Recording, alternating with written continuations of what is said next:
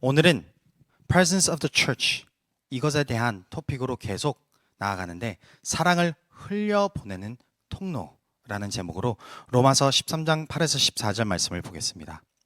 피차 사랑의 빚 외에는 아무에게든지 아무 빚도 지지 말라. 남을 사랑하는 자는 율법을 다 이루었느니라. 간음하지 말라, 살인하지 말라, 도둑질하지 말라, 탐내지 말라 한 것과 그 외에 다른 계명이 있을지라도 내 이웃을 내 자신과 같이 사랑하라 하신 그 말씀 가운데 다 들었느니라. 사랑은 이웃에게 악을 행하지 아니하나니 그러므로 사랑은 율법의 완성이니라. 또한 너희가 이 시기를 알거니와 자다가 깰 때가 벌써 되었으니 이는 이제 우리의 구원이 처음 믿을 때보다 가까웠습니다. 밤이 깊고 낮이 가까웠으니 그러므로 우리가 어둠의 일을 벗고 빛의 갑옷을 입자.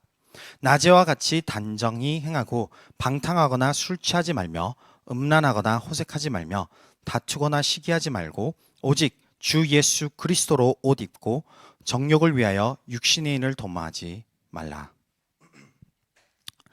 사랑하는 성도 여러분, 교회 공동체와 세상의 공동체의 다른 점이 무엇인지 아십니까?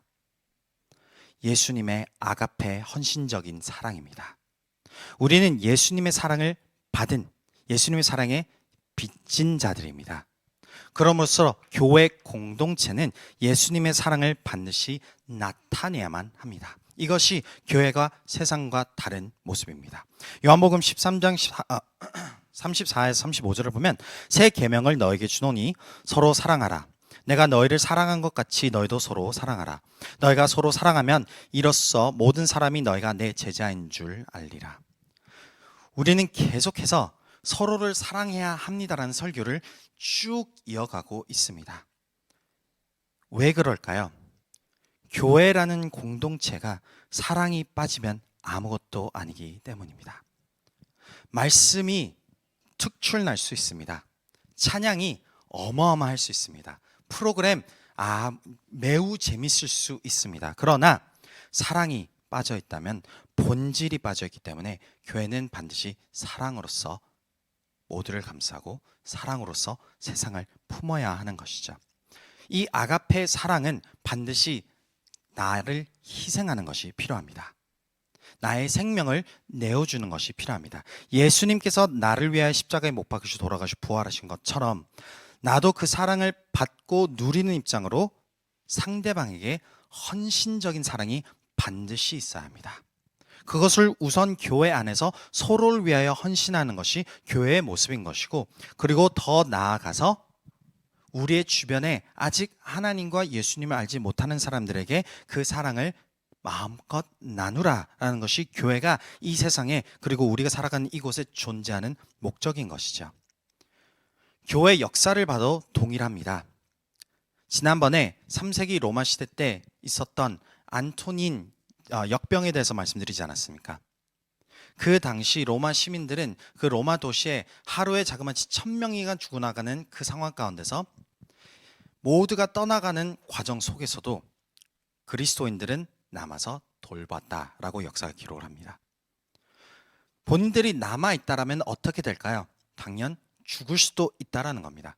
즉 죽음을 각오하고 남아서 사랑으로 섬긴다라는 것이 내포되어 있는 것이죠. 4세기에는 로마 황제가 자신의 그 선언에서 기록하기를 교회의 헌신적인 섬김과 사랑을 본받아야 한다라고 기록을 했습니다.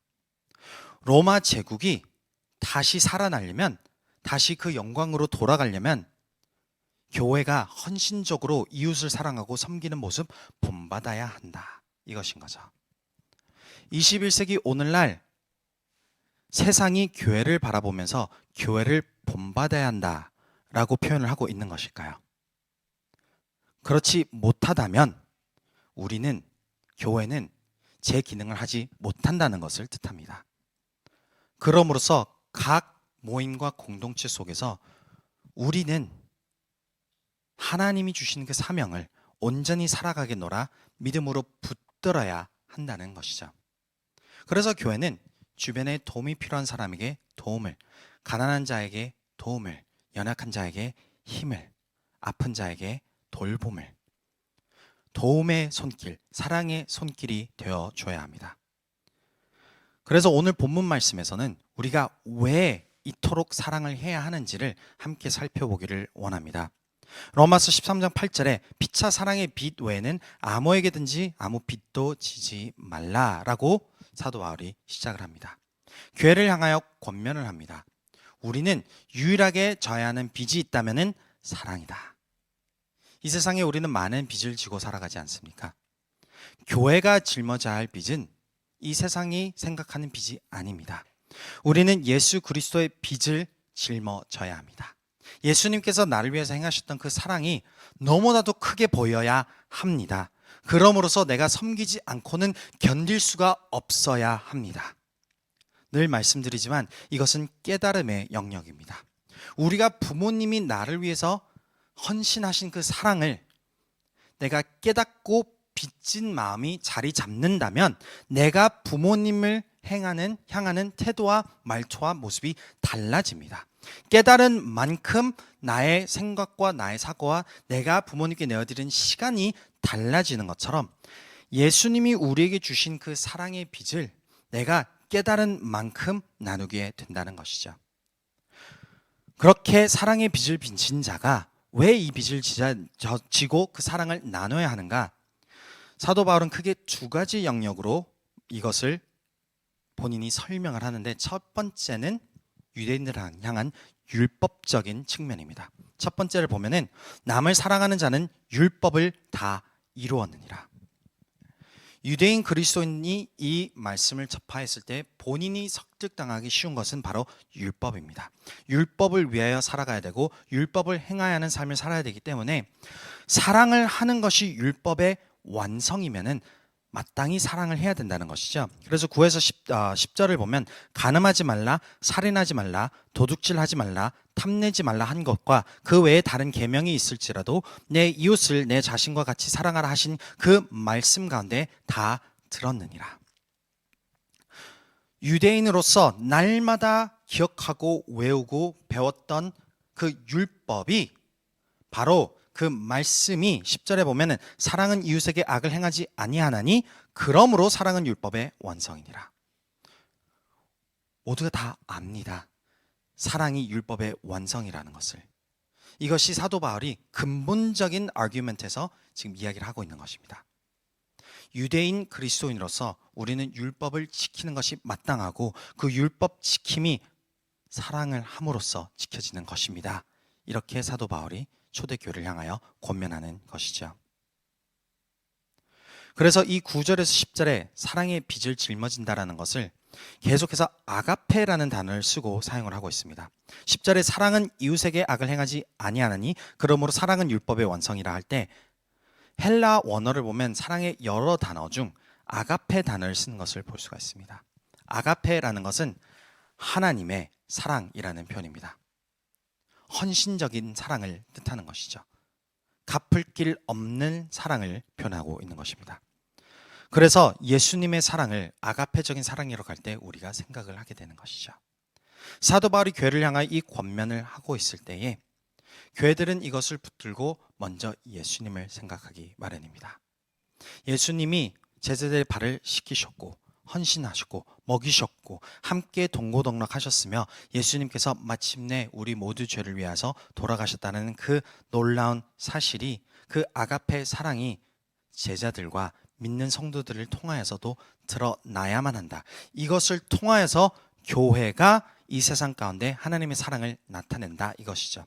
요한일서 4장 11에서 12절 보면 사랑하는 자들아 하나님이 이같이 우리를 사랑하셨은즉 우리도 서로 사랑하는 것이 마땅하도다. 어느 때나 하나님을 본 사람이 없으되 만일 우리가 서로 사랑하면 하나님이 우리 안에 거하시고 그의 사랑이 우리 안에 온전히 이루어지느니라.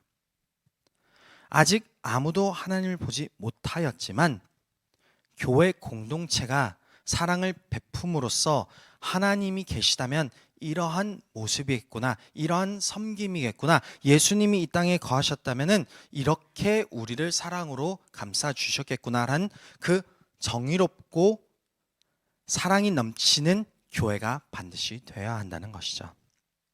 사도 요한에 대하여 전해진 유명한 일화가 있습니다.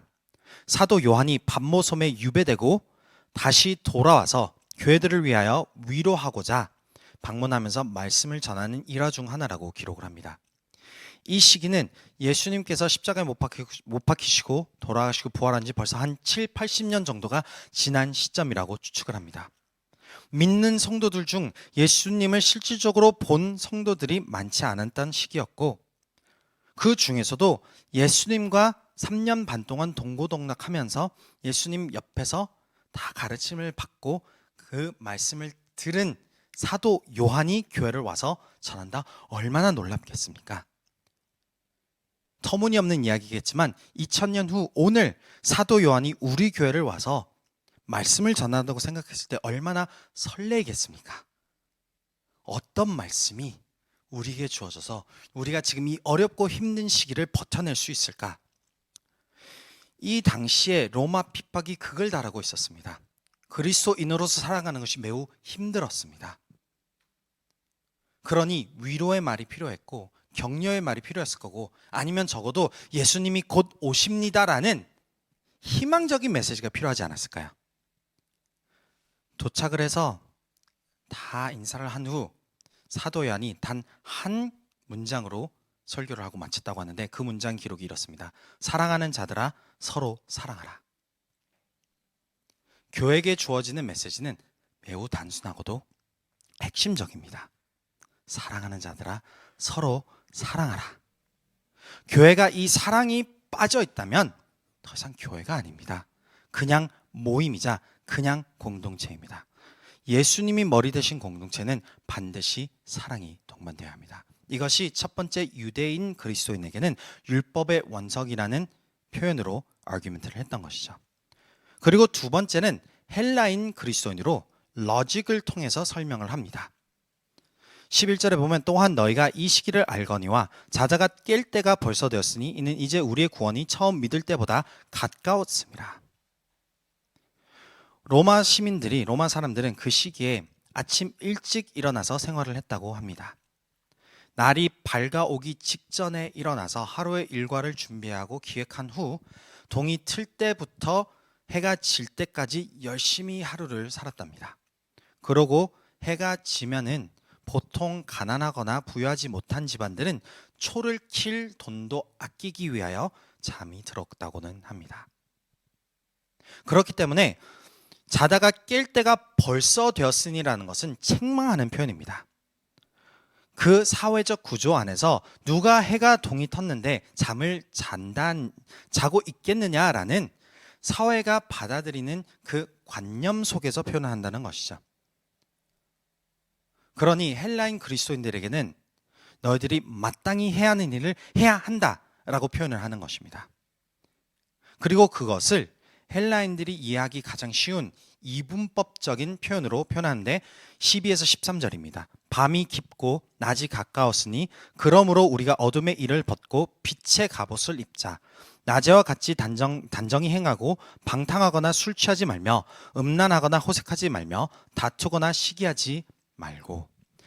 낮과 밤을 비유하면서 밤의 어두움 가운데 짓는 죄를 묘사를 하고 낮의 밝음 가운데 우리는 제대로 살아간다는 것을 표현하고 있지 않습니까? 그것을 헬라인 그리스도인들을 향하여 교회가 붙들어야 하는 로직입니다 라고 표현하는 것입니다. 그것을 이해해야 합니다. 우리는 낮에 속한 사람이고 빛에 속한 사람입니다. 그러므로서 더 이상 육체의 정욕과 내가 중심되는 사고로 살아가는 것은 우리가 더 이상 할 것이 아닙니다라는 것이죠. 더더욱 교회를 향한 표현입니다. 내가 교회를 와서도 내가 아직 나에게 초점을 두고 신앙생활을 하고 있다면 벌써 깨어라 이것입니다. 그 착각에서 벗어나라. 우리가 교회를 와서 내가 변화되어야 되는 부분은 뭔지 아십니까? 적어도 교회 공동체 안에서 우리는 남을 더 위하고 생각하는 마음으로 내 마음을 변화시켜놔야 됩니다.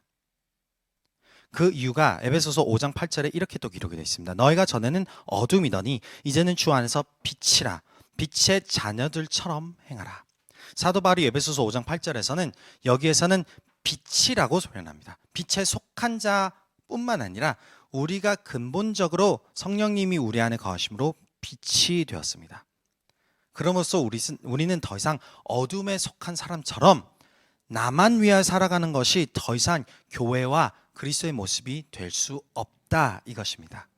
그것을 더 나아가서 교회 공동체뿐만이 아니라 나에게 주어진 영혼들과 그 사회와 그 어렵고 힘든 상황에 처한 사람들에게까지 교회는 그 섬김과 그 사랑을 베풀어야 한다는 것이죠.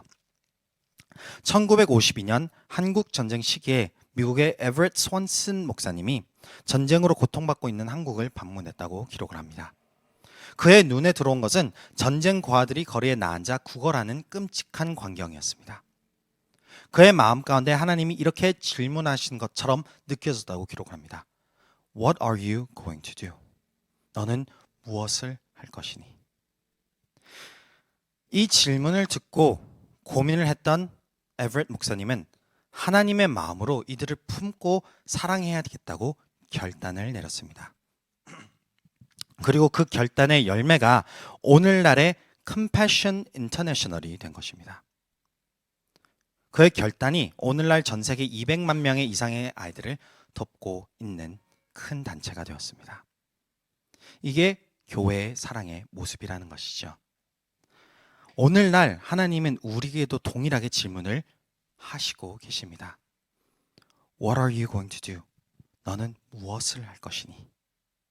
우리 주변에 사랑의 섬김이 필요한 사람들이 반드시 다가옵니다. 스쳐 지나갑니다. 내 일생을 살아가다가 도로 옆에 상처받고 모든 것이 빼앗겨져서 눈물을 흘리고 죽음만 기다리는 불쌍한 이웃이 있다는 것입니다. 그런데 거룩한 척 옷을 입고 나는 이 불쌍한 영혼을 무시하고 지나간다면은 선한 사마리아인 비유의 그 바리새인과 그 종교 지도자 모습밖에 되지 않습니다. 위선적인 모습이라는 거죠.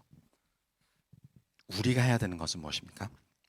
선한 사마리아인처럼 지나가다가 도움의 섬김이 필요하다고 느낄 때 내 안에서 예수님이 하시는 질문 What are you going to do? 내가 가진 것을 최선을 다하여서 이분이 다시 일어설 수 있도록 돕겠습니다. 라는 그 결단이 바로 교회가 나타내는 서로 사랑하라의 모습인 것입니다. 그래서 로마서 13장 14절 말씀에 보면 오직 주 예수 그리스도로 옷 입고 정욕을 위하여 육신의 일을 도모하지 말라라고 하는 것이 우리는 이제는 예수님처럼 살아가야 한다는 것입니다. 제가 좋아하는 한 목사님의 표현은 이렇습니다. 이 세상은 대다수의 사람들은 성경 말씀 읽어보지도 못할 것입니다. 설교 들어보지도 못할 것입니다. 예배 접해보지도 못할 것입니다. 그러나 이 수많은 사람들은 한 가지 공통점이 있는데 바로 우리를 통해서 예수님을 볼 것입니다. 교회는 예수님의 모습을 드러내는 곳입니다. 그럼으로써 왜 우리가 이토록 사랑해야 하는가라는 답변이 있다면 첫 번째는 그것이 율법의 완성이기 때문이고 두 번째는 그것이 마땅히 교회가 해야 되는 것이기 때문에 더 이상 옛 모습처럼 내 중심적 사고로 살아가지 말고 이제는 빛의 자녀로서 섬기고 헌신하고 살아가면서 살아가기를 원하노라. 그것이 바로 예수님의 옷을 입는 모습이라 라고 사도 바울이 권면을 하는 것입니다. 이렇게 왜라는 질문에서 우리가 답을 마쳤습니다. 그리고 저도 설교 준비가 여기에서 맞춰졌습니다. 그런데 아무리 생각을 해봐도 어떻게라는 것을 우리가 구체적으로 생각해보지 않는다면 왜라는 것에 그친다면 우리는 어떻게 섬기고 누구를 섬기고 어느 위험에 어느 힘듦에 처해 있는 사람들을 섬겨야 되는지 모를 것 같았습니다. 그래서 제가 송도라는 이 도시에 와서 지금까지 묵상하고 생각했던 여러 가지 상황들에 대해서 어떻게라는 방법을 한번 나눠드리기를 소원합니다. 저를 향하여 주님이 주셨던 동일한 질문이었습니다. What are you going to do? 주님이 이 도시에 저를 보내신 이유와 목적이 있을 것이 아닙니까? 그 목적은 매우 단순합니다. 사랑하라. 사랑을 베풀어라. 헌신적으로 그 사랑을 나누어라. 근데 질문은 어떻게입니다. 성경이 기록된 섬김은 과부를 돌보고 고아를 돌보고 가난한 자에게 먹을 것을 나눠주는 것이 성경에 기록되어 있는 how to입니다.